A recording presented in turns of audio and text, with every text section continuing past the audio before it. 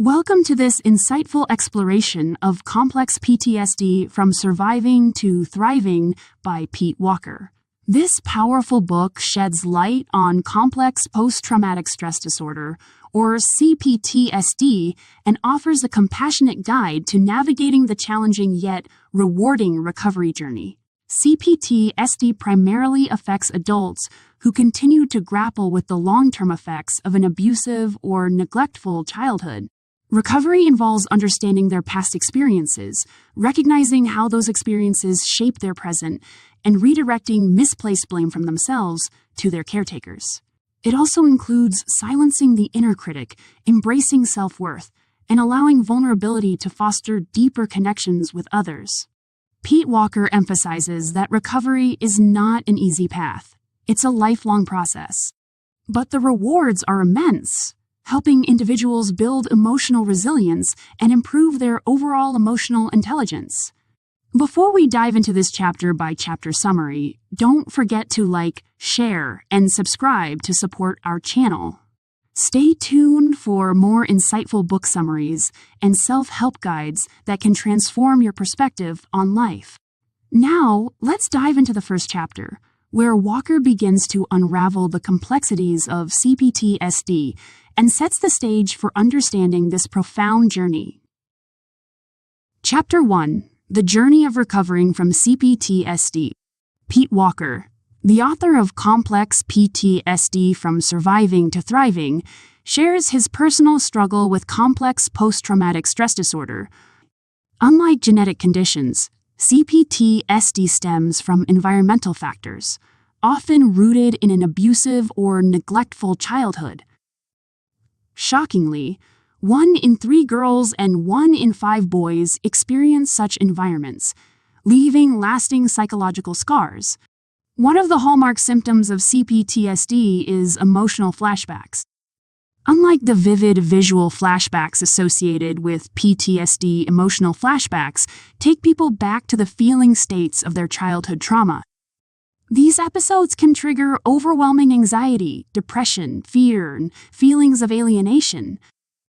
Victims may feel like the scared, helpless child they once were, without understanding why. A particularly distressing consequence of emotional flashbacks is passive suicidality. Unlike active suicidality, where a person takes deliberate steps toward ending their life, passive suicidality is characterized by thoughts of wishing life would end or hoping for an escape from emotional pain. It's a silent cry for help, often misunderstood. Unfortunately, CPTSD is frequently misdiagnosed as a simple panic disorder. While both involve an exaggerated fight or flight response, a panic disorder diagnosis fails to capture the depth and complexity of CPTSD. This oversimplification often overlooks the root causes, leaving survivors without the targeted support they desperately need. The origins of CPTSD are often tied to prolonged periods of physical or sexual abuse in childhood. However, consistent emotional or verbal abuse can be equally damaging. Parents who use scorn, ridicule, or contempt to control their child can shatter their self-esteem, leaving them with deep emotional wounds. Even isolated events, such as bullying, can lead to CPTSD if a child has no safe space or supportive person to turn to. When these experiences accumulate and remain unaddressed, they manifest as long-term psychological trauma. Walker also introduces the 4 most common trauma responses known as the 4 F's. Fight, responding aggressively to perceived threats. Flight, fleeing from the situation or becoming hyperactive as a form of escape. Freeze, dissociating or feeling paralyzed in the face of trauma. Fawn, attempting to appease or please the aggressor in hopes of avoiding further harm. Chapter 2. Levels of Recovering. Recovering from complex PTSD is a challenging and multifaceted process. Survivors often face significant losses in traits commonly associated with emotional and mental well-being. These include self-acceptance, the ability to express oneself, self-care, inner peace, the capacity to relax, and even a clear sense of identity. The effects of CPTSD run deep, affecting nearly every aspect of a person's life. Many individuals with CPTSD struggle with imposter syndrome, a persistent belief that they don't deserve any praise or positive recognition they receive. Even when others offer genuine encouragement, these survivors may dismiss it, convinced they aren't truly worthy. This ongoing self-doubt contributes to consistently low self-esteem and reinforces negative thought patterns.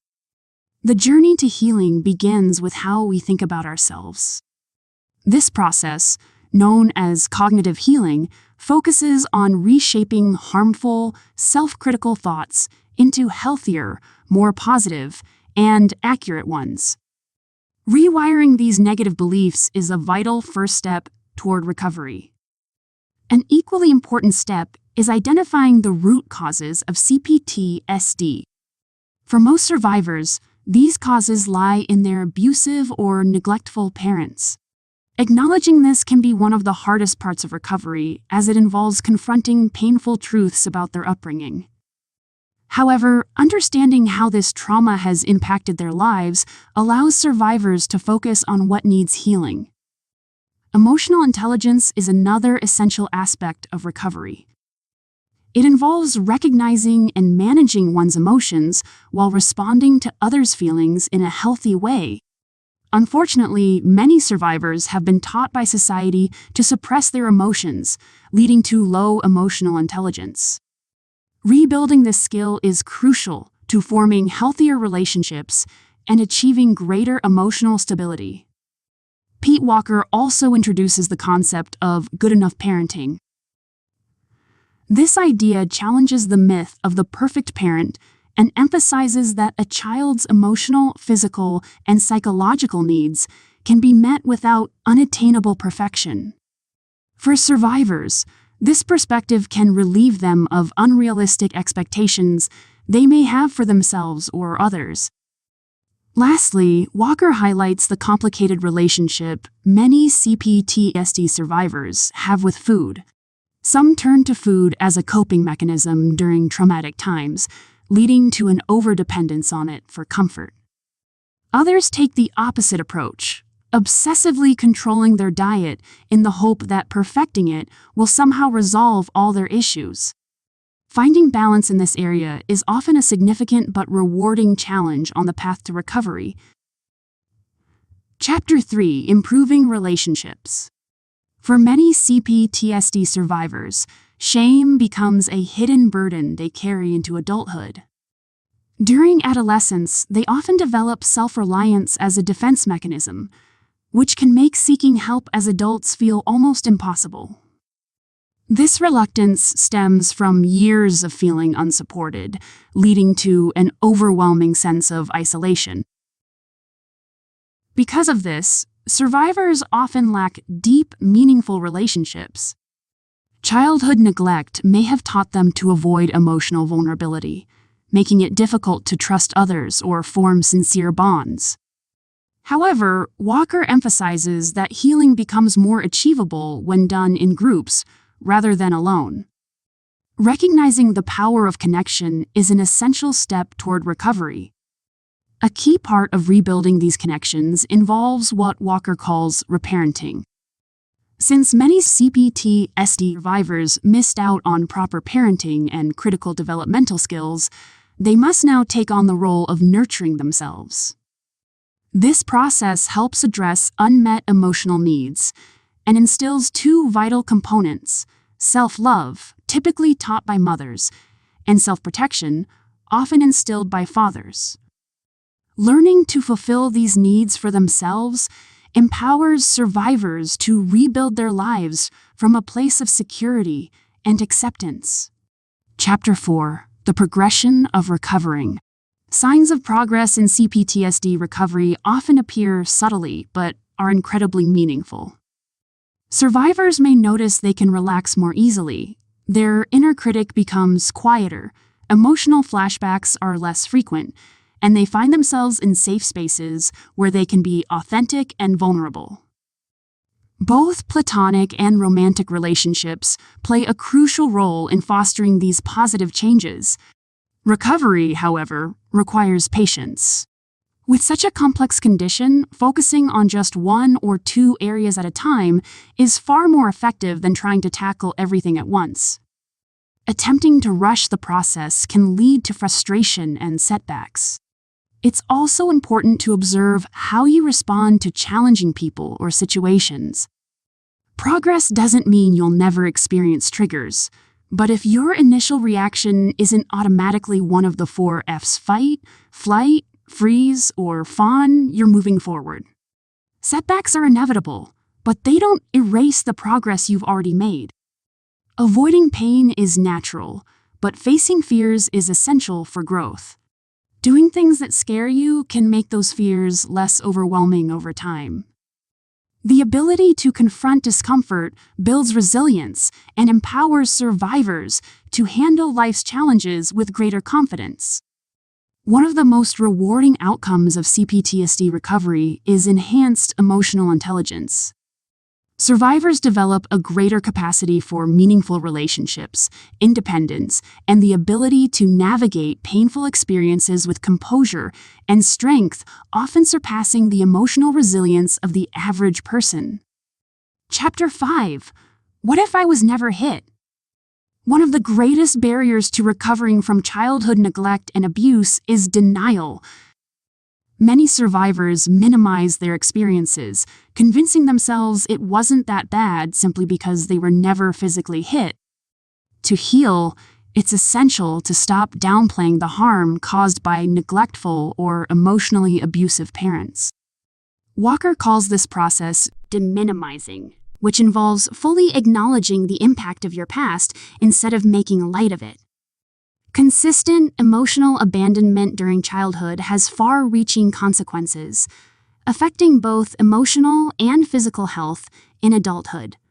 One particularly dangerous outcome is addiction, which often develops as a coping mechanism for unmet needs and unresolved pain. Healing from emotional abandonment requires survivors to embrace vulnerability, an incredibly challenging process for those who have been conditioned to expect the worst. Many survivors hide their feelings of shame, fear, and self-loathing, having learned as children that they had no one to rely on for comfort or validation. Although emotional flashbacks are painful, they can provide valuable insight for survivors. These flashbacks often act as proof of the trauma endured, helping individuals confront their denial and recognize just how harmful their parents' actions truly were. Facing these memories is difficult, but it's a crucial step in processing and healing from the past. Chapter 6. What is my trauma type? Children who experience trauma often over-rely on one of the 4 F responses to cope, fight, flight, freeze, or fawn. This overdependence prevents them from relaxing or accurately assessing danger, even in adulthood. Each response creates unique challenges and requires tailored recovery strategies. For those who rely on the fight response, safety is achieved through power and control. This often results in aggressive or bullying behavior. Recovery involves teaching these individuals about the harm their actions cause and helping them redirect their anger toward the true source of their pain, an abusive or neglectful childhood. Flight responders cope by staying constantly busy, distracting themselves from their inner turmoil. This hyperactivity can lead to diagnoses such as ADHD or OCD as their need to avoid emotional discomfort dominates their lives. Recovery requires these individuals to evaluate their priorities and practice pausing to relax, allowing themselves to confront rather than flee from their emotions. Freeze responders often isolate themselves, avoiding human interaction due to a deep-seated belief that people are inherently dangerous. This stems from their early experiences with untrustworthy parents and can result in dissociation from society and intimacy. Recovery focuses on breaking the belief that isolation is beneficial, often through building trust in therapeutic relationships. Fawn responders, on the other hand, prioritize others' needs above their own in an attempt to maintain safety. They suppress their own desires, forfeiting autonomy to please others. Healing for fawn responders involves identifying what they lose through constant people-pleasing and dismantling the fear of what might happen if they say no. This self-awareness helps them regain control over their own lives and choices. Chapter 7: Recovering from Trauma-Based Codependency. Trauma-based codependency is a common struggle for individuals who endured neglect, abandonment, or abuse in childhood. This issue is particularly evident in fawn responders as they grow into adulthood. Codependency manifests as an inability to assert one's own needs, leaving individuals stuck in relationships or situations where they continually sacrifice their well-being for others. Fawn responders often accept mistreatment without complaint, as years of abuse have conditioned them to believe they deserve it. In an attempt to avoid their own pain, they put others' needs ahead of their own.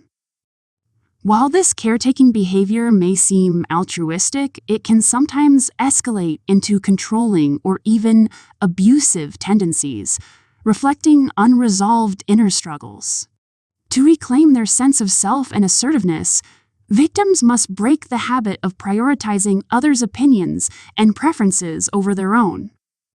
A helpful exercise involves imagining themselves standing up to someone who has treated them unfairly, whether in the past or present.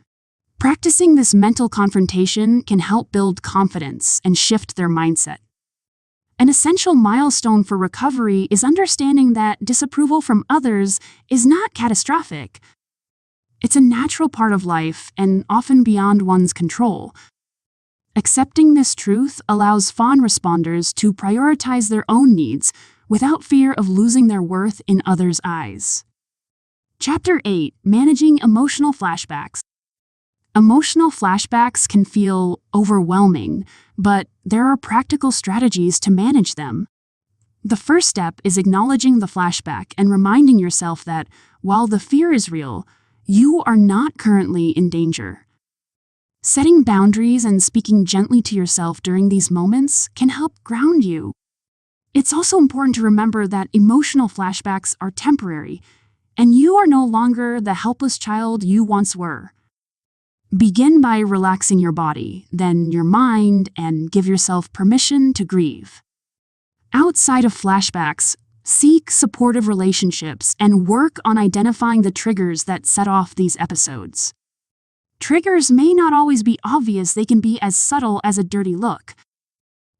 For survivors, seemingly minor gestures can carry significant emotional weight, as they might associate these cues with physical punishment or rejection from their parents.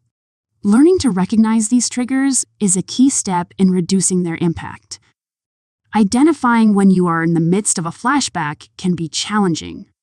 A common sign is a sudden feeling of being small, powerless, or deeply vulnerable. Recognizing these emotions as part of a flashback is the first step in regaining control. However, it's impossible to anticipate or avoid every trigger or flashback.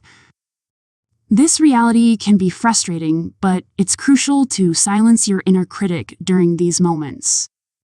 Emotional flashbacks are not your fault. They are a reflection of your upbringing, not your present self. Embracing this perspective can help you navigate these experiences with greater compassion and resilience. Chapter 9: Shrinking the Inner Critic. The inner critic is a harsh, self-destructive voice that forms early in the lives of CPTSD survivors. It originates from parental criticism, neglect, or abuse. Over time, children internalize these insults, accepting them as truth and blaming themselves for the negative experiences in their lives. As adults, this inner critic manifests in two harmful ways: perfectionism, and self-endangerment. Perfectionism drives survivors to compare themselves unfairly to others, micromanage situations, and engage in relentless self-hate. On the other hand, self-endangerment involves projecting danger onto safe situations, often through hypochondria, excessive negativity about the world, or assuming new people in their lives will act like past bullies. This voice works to shame survivors, echoing the same patterns of criticism and rejection they endured from their parents. While diminishing the inner critic is possible, it requires consistent effort and patience. One effective strategy for silencing this critical voice is to reawaken the fight response. By saying no to the inner critic and setting boundaries against its destructive thoughts, survivors can begin to rebuild their self-esteem. This practice helps establish self-protection and fosters a sense of control over their own minds. As the inner critic quiets, the ultimate goal is to replace its negativity with positivity. Instead of breaking you down, this once destructive voice can evolve into a helpful inner guide, encouraging you to make healthy, constructive choices for your life. Chapter 10: Shrinking the Outer Critic. CPTSD survivors often face not just an inner critic, but also an outer critic. While the inner critic targets the self with destructive thoughts, the outer critic focuses outward, painting everyone else as untrustworthy or dangerous. This worldview leads to an avoidance of relationships, rooted in fear and a lack of trust. For many survivors, the outer critic fosters passive-aggressive behavior. This pushes people away, reinforcing isolation. Because their parents let them down so profoundly, survivors often assume others will be just as unreliable, making it difficult to form meaningful connections. Relationships become a double-edged sword. Survivors naturally push others away, but when they do connect with someone, they may try to control that person in an effort to reduce perceived danger. This need for control often stems from a deep-seated fear of being hurt again. Mindfulness can play a critical role in shrinking the outer critic. By becoming more aware of thoughts, emotions, and sensations, survivors can recognize when feelings of anger or mistrust arise. Instead of reacting impulsively, they can find healthy outlets for these emotions, such as talking to a trusted friend or engaging in an activity that releases tension. Over time, this awareness helps reduce the outer critic's grip, paving the way for healthier relationships. Chapter 11: Grieving. Grieving is a crucial step in the healing process for CPTSD survivors. It helps individuals reclaim the parts of themselves that were lost during childhood, such as self-esteem and confidence. Pete Walker outlines 4 primary practices for effective grieving: angering, crying, verbal ventilating, and feeling. The first practice, angering, involves identifying and voicing frustrations about past injustices. By redirecting the blame placed on them as children back onto their neglectful or abusive parents, survivors can break the pattern of accepting abuse as normal. This process validates their experiences and helps dismantle self-blame. Crying is another vital practice. Tears offer a therapeutic way to process emotions, releasing pain and dissolving the inner critic. Embracing crying as an act of self-compassion fosters a kinder relationship with oneself, which in turn can help build compassion for others. Verbal ventilation, whether through speaking or writing, is a method of releasing emotions and grievances. This act of expression helps survivors interpret their pain, communicate their feelings, and develop healthier responses to emotional challenges. It can also open the door to deeper connections with others. Finally, feeling focuses on internal awareness without outward expression. This practice involves calmly acknowledging inner pain, accepting it, and allowing emotional balance to emerge. It's about making peace with what's inside, which is a powerful step toward healing. Chapter 12, The Map, Managing the Abandonment Depression. CPTSD survivors often experience a cycle of reactivity, where negative self-thoughts trigger their default for F-trauma responses: fight, flight, freeze, or fawn. This cycle can spiral further when survivors realize they've fallen back into these patterns, leading to self-directed criticism and frustration. The key to breaking this cycle is mindfulness. Mindfulness allows survivors to recognize their depression and emotional flashbacks with clarity and without judgment. By observing these experiences with acceptance rather than resistance, they can begin to dissolve the reactive patterns. Although this process may initially intensify emotional flashbacks, consistent practice makes mindfulness an effective tool for managing and eventually overcoming the abandonment depression. Chapter 13, A Relational Approach to Healing Abandonment. For many CPTSD survivors, their first experience with a safe and trust-filled relationship comes through therapy. These relationships, built on vulnerability and mutual understanding, are critical for addressing attachment disorders. Whether with a professional therapist or trusted friends, these connections are invaluable in the healing journey. Building trust-guided relationships requires empathy and openness from both parties. Sharing vulnerabilities and personal experiences helps foster deeper connections, while ensuring that the relationship remains equal, both sides contributing time, effort, and dialogue. For those unable to access therapy, co-counseling offers an alternative approach. This involves working with a close, trusted friend or partner willing to actively listen and provide support.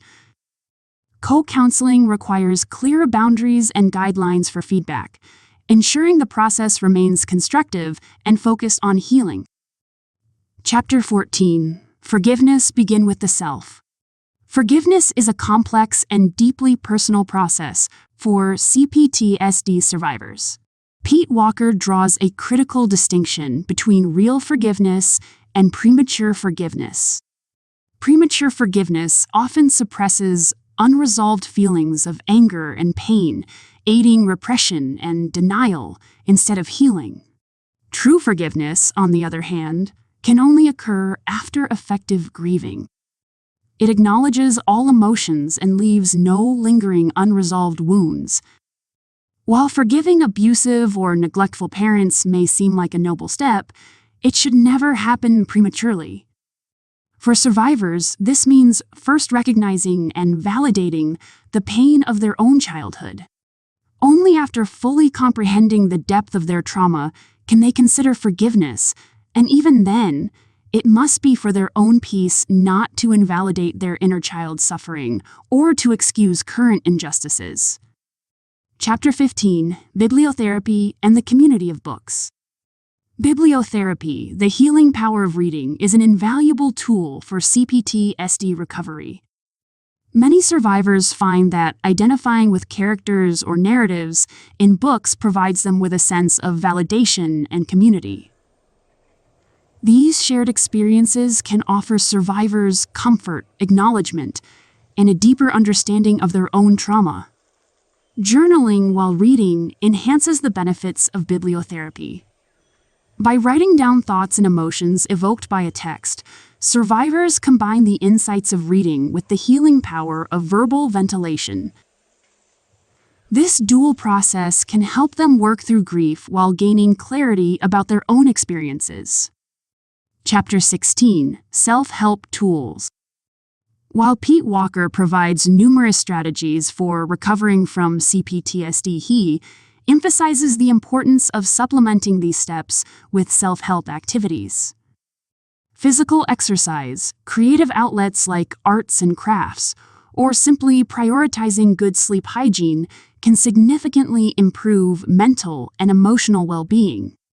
Recovery is not a linear or all-or-nothing process. Survivors should avoid being discouraged by setbacks or believing they are completely healed after a major breakthrough. Instead, recovery is about gradually reducing the frequency and intensity of emotional flashbacks while continuing to build resilience. Lastly, Walker reminds survivors to be kind to themselves. The greater emotional intelligence many survivors develop is, in part, a result of their journey through CPTSD. Acknowledging their progress and taking pride in their strength is an essential part of healing. And so, as we wrap up this journey through Complex PTSD from Surviving to Thriving by Pete Walker, we hope you've gained valuable insights into the complex and rewarding process of healing from CPTSD. Remember, recovery is not linear, and it's important to take it one step at a time with compassion and patience. If you found this video helpful, don't forget to like, share, and subscribe for more content on mental health and personal growth. We would love to hear from you. Feel free to leave any comments, questions, or experiences below. Thank you for watching, and until next time, take care of yourself and keep moving forward on your healing journey.